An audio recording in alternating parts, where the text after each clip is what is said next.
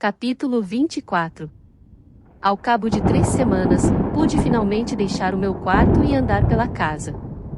Na primeira noite, pedi a Catherine que lesse para mim, pois tinha vista fraca.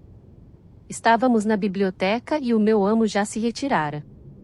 Ela cedeu, se bem que me parecesse a contragosto, e, pensando que talvez não gostasse do meu tipo de leituras, disse-lhe que escolhesse entre os livros dela. Selecionou um dos seus favoritos e leu mais ou menos durante 1 hora, depois começou a fazer perguntas. Ellen, você não está cansada? Não seria melhor deitar-se? Pode ter uma recaída, Ellen, ficando de pé até tão tarde. Não, minha querida, não estou cansada, respondi. Vendo que não conseguia nada, tentou outra maneira de me mostrar que não gostava daquela ocupação. Pôs-se a bocejar e a espreguiçar-se, dizendo: Ellen, estou cansada. Pare de ler, então, e vamos conversar, sugeri. Aquilo foi pior ainda. Começou a suspirar e a mostrar-se impaciente, de vez em quando consultando o relógio, até que, às 8 horas, foi para o seu quarto, tonta de sono, a julgar pelo seu olhar pesado e o constante esfregar de olhos. Na noite seguinte pareceu-me ainda mais impaciente, e na terceira noite queixou-se de uma dor de cabeça e recolheu-se. Achei aquele comportamento muito estranho e, após ter ficado muito tempo sozinha, resolvi ir ver se ela estava melhor e perguntar-lhe se não preferia descer e deitar-se no sofá, em vez de ficar às escuras, no quarto. Mas não achei Catherine, nem em seu quarto, nem em lugar nenhum da casa. Os criados afirmavam que não a tinham visto. Encostei o ouvido à porta do quarto do Sr. Linton, silêncio completo. Voltei para o quarto dela, apaguei a vela e sentei-me à janela. Era uma noite de luar, uma neve fina cobria o chão e pensei que talvez ela pudesse ter tido a ideia de dar uma volta pelo jardim, para desanuviar a cabeça. Vi um vulto esgueirar-se ao longo da cerca interna do parque, mas não era minha jovem ama, à luz de uma lanterna, não tardei a reconhecer um dos cavalariços.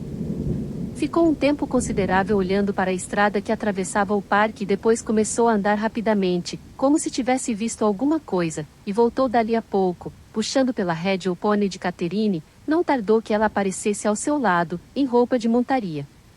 O homem levou o animais silenciosamente pela grama, em direção à cavalariça. Cathy entrou pela janela envidraçada da sala de visitas e subiu, sem fazer barulho, até o quarto, onde o esperava. Fechou cuidadosamente a porta, tirou os sapatos cobertos de neve, desatou o chapéu e estava tratando, sem suspeitar da minha presença, de despir a capa, quando de repente me levantei e lhe revelei minha presença. A surpresa petrificou-a. Durante um instante, ela deixou escapar uma exclamação de espanto e ficou como que presa ao chão. Minha querida senhorita Catherine, comecei, demasiado agradecida pela sua recente meiguice para me pôr a zangar com ela. Onde é que você foi, a esta hora? E por que tentar enganar-me, contando-me uma mentira? Onde foi que esteve? Fale. Fui até o fundo do parque, gaguejou ela. Não lhe contei nenhuma mentira. Não foi a nenhum outro lugar? Perguntei. Não, e foi a resposta murmurada. Oh, Catherine! Exclamei, tristemente. Você bem sabe que não andou procedendo direito, ou não seria obrigada a me dizer uma mentira. Isso é que me entristece. Preferia ficar 3 meses doente a ouvi-la inventar uma mentira. Ela rompeu em lágrimas e abraçou-me. Ellen, tenho tanto medo de que você se zangue. Disse. Prometa que não se zanga e lhe contarei a verdade. Detesto ter de escondê-la. Sentamo-nos junto à janela. Garanti-lhe que não ralharia com ela, fosse qual fosse o seu segredo, de que, naturalmente, suspeitava, e ela começou. Fui ao Morro dos Ventos Uivantes, Ellen, e não deixei de ir nenhum dia, desde que você caiu doente, a não ser 3 dias antes e 2 depois que você se levantou. Dei a Michael livros e gravuras em troca de aprontar Minnie todas as noites e de pô-la de volta na cavalariça, mas você também não deve ralhar com ele. Chegava ao morro às 6h30 e geralmente ficava até às 8h30, depois, galopava para casa. Não ia lá para me divertir, quase sempre me sentia muito infeliz. Só de vez em quando me sentia feliz, uma vez por semana, talvez. A princípio, pensei que ia ser muito difícil convencê-la a me deixar cumprir a palavra dada a Linton, pois prometera voltar no dia seguinte, quando viemos embora, mas você não desceu, facilitando-me as coisas. Enquanto Michael consertava a fechadura do portão do parque, naquela tarde, apossei-me da chave e contei-lhe que o meu primo queria que eu fosse visitá-lo, porque estava doente e não podia vir à granja, e que papai não me queria deixar ir. E negociei com ele a respeito do pônei. Michael gosta muito de ler e está pensando em deixar o emprego para se casar, de modo que me propôs que lhe emprestasse livros da biblioteca, em troca de fazer o que eu quisesse, mas preferi emprestar-lhe dos meus livros, o que ele ainda achou melhor. Na minha segunda visita, encontrei Linton bem-humorado. Zila, a governanta deles, preparou-nos um aposento limpo e um bom fogo e disse-nos que Joseph estava na igreja e Areton e Archa saíra com os cães, para caçar fazões nos nossos bosques, conforme ouvi dizer mais tarde, de modo que podíamos fazer o que quiséssemos. Trouxe-me vinho licoroso e pão de mel, parecendo-me muito solícita. Linton sentou-se na poltrona e eu na cadeirinha de balanço, junto à lareira, e rimos e conversamos e falamos de muitas coisas, planejamos aonde iríamos e o que faríamos no verão. Não vou repetir o que combinamos, porque você acharia isso tolo. Por pouco, porém, não discutimos. Ele disse que a melhor maneira de passar um dia quente de julho era ficar deitado, da manhã à noite, numa moita de urzes, no meio da charneca, com as abelhas zumbindo de flor em flor e as cotovias cantando bem alto, sobre as nossas cabeças, e o céu azul e o sol brilhando sem parar e sem nuvens. Essa era a sua ideia da perfeita aventura celestial. A minha era balançar-me numa árvore verde e rumorejante, com o vento de oeste soprando nas folhas e nuvens brancas esvoaçando no céu, e não só cotovias, mas também tordos e melros e pintarroxos e cucos derramando música por todos os lados e a charneca vista à distância e quebrada em ravinas frescas e nebulosas, perto, grandes massas de erva alta, ondulando a brisa, e bosques e água cantante e o mundo inteiro desperto e triunfante de alegria. Ele queria jazer num êxtase de paz, eu queria que tudo resplandecesse e dançasse em gloriosa aleluia. Disse-lhe que o seu paraíso não teria vida, e ele retrucou que o meu pareceria ébrio, disse-lhe que, no dele, eu adormeceria, e ele, que não poderia respirar no meu, e começou a ficar muito irritado. Finalmente, concordamos em experimentar ambos, tão logo chegasse o bom tempo, e nos beijamos e fizemos as pazes. Após termos ficado sentados uma hora inteira, olhei para a grande sala, com seu soalho liso e sem tapetes, e pensei que bom seria inventarmos uma brincadeira, se tirássemos a mesa do lugar, e pedi a Linton que fosse chamar Zila, para brincarmos de cabra cega, ela tentaria pegar-nos, como você costumava fazer, Ellen. Mas ele não quis, disse que aquilo não tinha graça. Concordou, porém, em jogar bola comigo. Encontramos 2 bolas no armário, entre um monte de brinquedos velhos, arcos, peões, raquetes e pelas. Uma delas tinha marcado um C, a outra, um H, quis ficar com a C, pois era a inicial de Catherine, ao passo que H podia significar Yativ, seu sobrenome, mas a bola H tinha o farelo saindo e Linton reclamou. Venci-o sempre e ele ficou novamente zangado, começou a tossir e voltou para sua poltrona.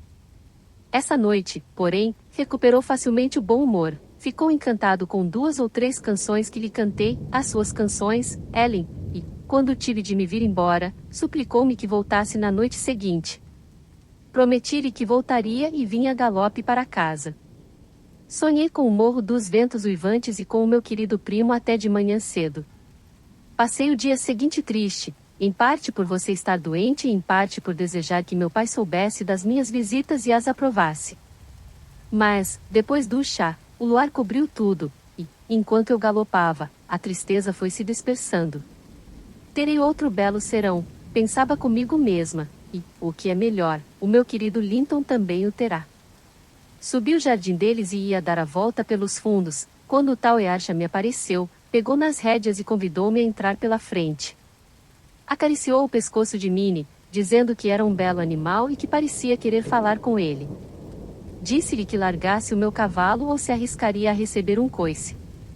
Ele respondeu, na sua pronúncia vulgar, não pode fazer muito estrago, e examinou as patas de Minnie com um sorriso. Tive vontade de fazê-lo experimentar, mas ele se afastou para abrir a porta e, ao levantar a tranca, olhou para a inscrição, em cima, e disse, com uma estúpida mistura de timidez e orgulho, Sorta, Caterine.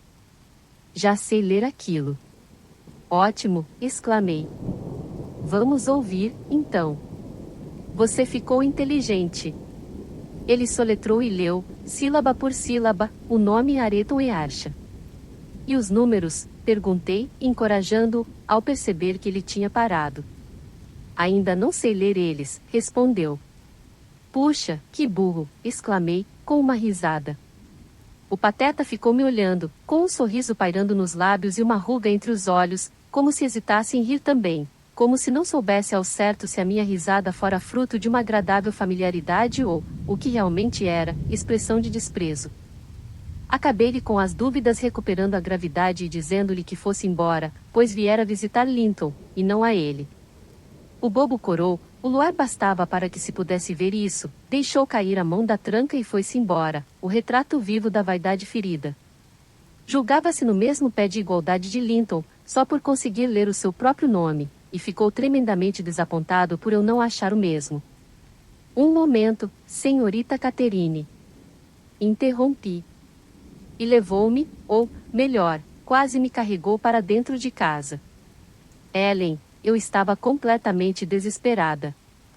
Solucei e chorei tanto, que quase fiquei cega, e enquanto isso, o rufião por quem você demonstra tanta simpatia permanecia de pé, à minha frente, atrevendo-se, de vez em quando, a me mandar calar e negando que tivesse tido a culpa, finalmente, assustado pela minha promessa de contar tudo a papai e fazer com que ele fosse preso e enforcado, começou também a gaguejar e saiu correndo, para esconder a sua covarde agitação.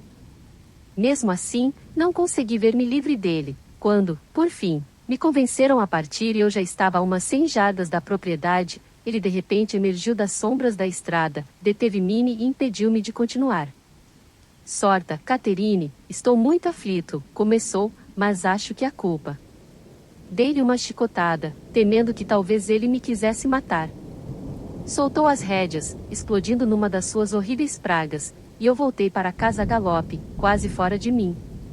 Nessa noite não vim dar boa noite a você e no dia seguinte não fui ao morro. Desejava muito ir, mas estava terrivelmente excitada e temia receber a notícia de que Linton morrera. Por outro lado, estremecia, só de pensar que encontraria Areton. No terceiro dia tomei coragem, de qualquer modo, não aguentava mais aquela ansiedade e novamente resolvi ir até lá. Saí às 5, caminhando, pois pensava que poderia entrar na casa e subir ao quarto de Linton sem que ninguém me visse. Entretanto, os cães anunciaram a minha aproximação. Zila veio receber-me e, dizendo que o rapaz estava quase fino, fez-me entrar numa salinha toda tapetada e bem arrumada, onde, para minha enorme alegria, deparei com Linton deitado num pequeno sofá, lendo um dos meus livros. Mas, durante uma hora inteira, recusou-se a falar comigo ou mesmo a olhar para mim, Ellen. Tem um gênio tão difícil. E o que mais me espantou, quando finalmente resolveu abrir a boca, foi ouvi-lo dizer a mentira de que eu fora a causadora de tudo e Areton não tivera a menor culpa. Incapaz de responder, a não ser exaltada, levantei-me e saí da sala. Ele me chamou logo com um débil Caterine. Não contava com a minha reação, mas não me virei e, no dia seguinte, não voltei lá, determinada a não mais visitá-lo. Só que era tão horrível ir para a cama e acordar sem ter notícias dele, que a minha decisão dissolveu-se antes mesmo de estar bem assente. Antes parecerá-me mal feito ir até lá, agora parecia mal não ir. Michael veio perguntar-me se devia encilhar Minnie. Respondi que sim e achei que estava cumprindo um dever, à medida que me aproximava do morro. Tive de passar pelas janelas da frente para chegar ao terreiro, não adiantava esconder a minha presença. O patrãozinho está em casa, disse Zila, vendo-me andar na direção da salinha de estar. Entrei, e Archa também lá estava, mas saiu imediatamente. Linton estava sentado na poltrona grande, meio adormecido. Encaminhando-me para a lareira, comecei, num tom sério, desejando que soasse verdadeiro. Como você não gosta de mim, Linton, e como pensa que vim de propósito para aborrecê-lo e prejudicá-lo, esta será a última vez que nos vemos. Vim para me despedir. Diga ao Sr. Eatif que você não tem a mínima vontade de me ver e que ele não deve inventar mais mentiras a respeito. Sente-se e tire o chapéu, Catherine, respondeu ele. Você é tão mais feliz do que eu, que deveria ser melhor. Papai fala tanto nos meus defeitos e mostra tanto desprezo por mim, que é natural que eu seja inseguro. Fico pensando se não serei mesmo tão desprezível como ele diz que eu sou, e fico tão amargurado, que odeio todo mundo. Sou desprezível e quase sempre tenho mau gênio e maus pensamentos. Se você quiser, pode se despedir de mim. Ficará livre de um aborrecimento. Só lhe peço, Catherine, para me fazer justiça, acredite que, se pudesse ser bom e gentil como você é, eu o seria, e feliz e saudável. E acredite, também, que a sua bondade fez com que eu amasse mais profundamente do que merecia. E, embora eu não pudesse e não possa deixar de lhe mostrar como sou, lamento muito e sinto-me arrependido, hei de sentir-me arrependido e lamentar isso até o dia da minha morte. Senti que ele falava a verdade e que devia perdoá-lo, embora pudéssemos brigar logo a seguir.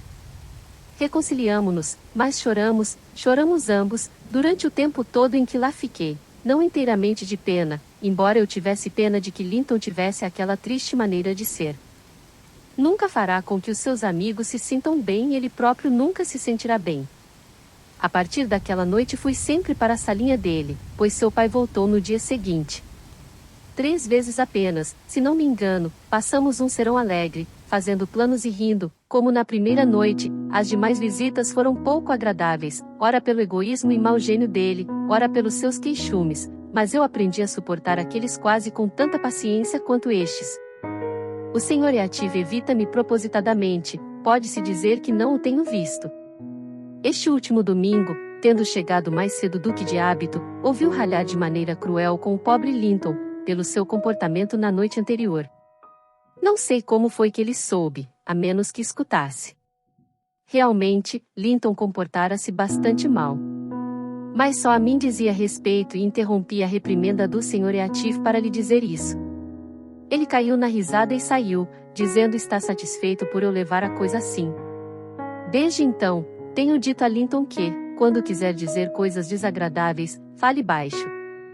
Pronto, Ellen, você está a par de tudo. Não posso deixar de ir ao morro, a menos que faça sofrer 2 pessoas, ao passo que, se você não contar nada a papai, o fato de eu ir lá não prejudicará ninguém. Você não vai contar, não é? Seria horrível da sua parte. Decidirei isso até amanhã, senhorita Catherine, respondi. Preciso pensar bem, vou deixá-la agora, para poder meditar. Meditei sobre o assunto em voz alta, na presença do meu amo, pois fui direto ao quarto dele e contei-lhe toda a história, com exceção das conversas dela com o primo e de fazer menção a Areton. O Sr. Linton ficou mais alarmado e preocupado do que me demonstrou. Na manhã seguinte, Catherine soube da minha traição e soube também que as suas visitas secretas tinham chegado ao fim. Avon chorou e suplicou ao pai que tivesse pena de Linton. Tudo o que conseguiu foi a promessa de que ele escreveria, dando-lhe licença de vir à granja sempre que quisesse, mas explicando que não esperasse mais visitas de Catherine. Se ele soubesse do temperamento do sobrinho e do seu estado de saúde, talvez os tivesse privado até mesmo desse leve consolo.